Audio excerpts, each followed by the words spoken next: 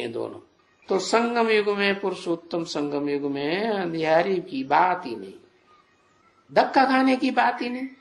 जो भक्ति मार्ग में भगवान को पाने के लिए धक्के खाते रहते हैं, कहीं मंदिर में जाते, कहीं मस्जिद में जाते, किसी जन्म में क्रिश्चियन बन जाते, किसी जन्म में मुसलमान बन जाते, जप करो, तप करो, फलाना करो, टीरा करो, ये सब भक्ति मार्ग में धक्के खाने और खिलाने की बातें हैं। तो बाप आकर के असली रास्ता बताते हैं। किसको? तो मीठे बच्चों को बताते हैं। क्या ये भक्ति मार्ग है, दुनिया में ज्ञान मार्ग नहीं है। ये ड्रामा के अंदर इस भक्ति मार्ग की नूंद है।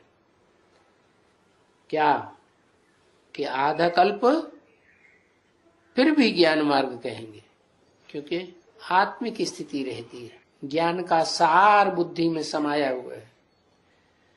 और आधा कल्प है भक्ति मार्ग, तेरे की नहीं, दुर्गति मार्ग।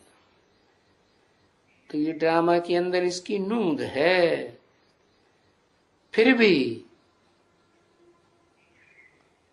यही अंधेरा होगा या नहीं होगा? फिर अंधेरा होगा। कब होगा? फिर 2500 वर्ष के बाद यही अंधेरा होगा। फिर धक्के खाएंगे मंदिर में, मस्जिद में, मंदिरों में, तीर्थों में, टिकानों में, कहां कहां धक्के खाते। तो इस बात को मैंने पहले भी समझाया था। क्या ये दुनिया में सभी अंधेरी रात है, अज्ञान अंधेरी रात, धक्का खाना पड़ता है। किस लिए? भगवान से मिलने के लिए धक्का खाना पड़ता है। तो फिर धक्का खाना अच्छा है या खराब? क्या कहें? चाहे खराब हो चाहे अच्छा हो, धक्का तो खाना ही पड़ेगा। क्यों? इन धक्कों से छुड़ाने वाला तो कोई है ही नहीं। जो आते हैं बड़े से बड़े बड़े ग्रेट फादर्स कहे जाते हैं, वो सब धक्के खिलाते हैं। कोई बताते हैं मस्जिद में जाओ, कोई कहते हैं मंदिर में जाओ, कोई कहते हैं गुरुद्वारे में जाओ, सदगति किसी की नहीं होती। 23/7/1967 की वाणी का 5वां पेज, रविवार। तो जब भगवान आते हैं तब फिर किसी को धक्का खाने की दरकार नहीं रहती। ऐसे है? भगवान आते हैं तो धक्का खाने की दरकार नहीं रहती। भगवान आते हैं का मतलब जब भगवान दिल में समा जाते हैं, क्या आंखों में समा जाते हैं कि भगवान क्या है। इन आंखों से नहीं देखने में भगवान आता है, तो भगवान आगे तीसरा नेत्र देते हैं। इसे तीसरे ज्ञान के नेत्र से पहचानो। तो जिनको पता लग जाता है कि भगवान आए हैं, तो मंदिरों में जाना, मस्जिद में जाना, गुरुद्वारे में जाना और गिरजाघर में जाना बंद हो जाता है। जैसे तुम बच्चों का बंद हुआ कि अभी भी जाते हो? बंद हो गया।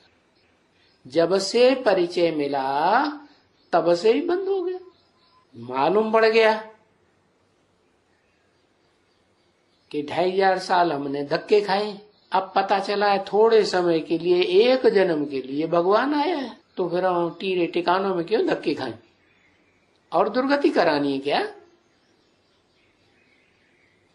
तो अभी दरकार ही नहीं रहती है धक्के खाने की ना। मालूम हो गया ना कि बाबा कहाँ है। क्या मालूम हो गया?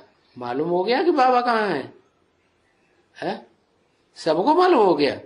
ये बड़ा मुस्कुरा है, हमको मालूम हो गया, हमने देखा, हमने जाना, शिव बोला भगवान। वो गीत गाते रहे और ये खुश होने लगा।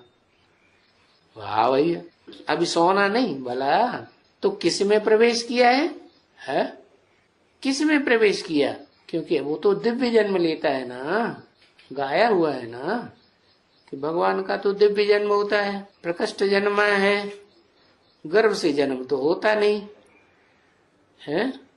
गर्भ में जन्म होता है तो आत्मा को माता में किसी में प्रवेश करना पड़ता है गर्भ में। यहाँ तो वो बात नहीं है, यहाँ तो बुद्ध रूपी पेट है। उस बुद्ध रूपी पेट में शिव बाप प्रवेश करते हैं। तो जो है उसका नाम क्या देते हैं? है? उस पेट में बीज डाला, और बीज डाला और पैदाइश हुई, ज्ञान का बीज डाला। तो देखो इजी चले आते हो क्या? वहां सो गर्भ जेल में रहने में कितना त्राही त्राही करते हैं, जन्म होता है तो भी चिल्लाते रोते पैदा होते हैं, और यहाँ तो इजी चले आते हो। अरे भाई कोई पूछे कहाँ जाते हो? अरे हम जाते हैं शिव बाबा के पास। अच्छा, शिव बाबा ना कहो, बाप दादा कहो, बाप दादा के पास जाते हैं। एक बात कहो ना, शिव बाबा के पास जाते हो या बाप दादा के पास जाते हो? बाप तो कहते हैं अलग बात, और दादा अलग बात होती है कि दोनों को एक ही कहते हैं। बाप कहते हैं जो जन्म देता है उसे कहते हैं बाप, और जो बड़ा भाई होता है उसे कहते हैं दादा। तो बाप दादा के पास जाते हैं कि क्या मतलब हुआ? कोई क्या समझेगा?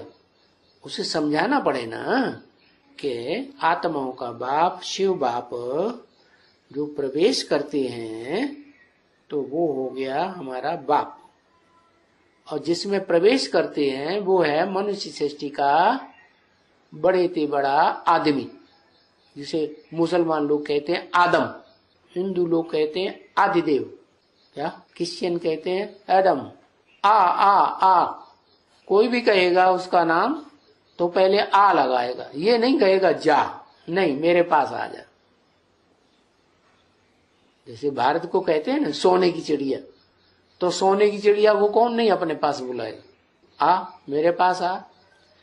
तो जिसमें प्रवेश करते हैं वो हुआ आदम, आदिदेव, आदिनाथ, एडम, बत्तेर की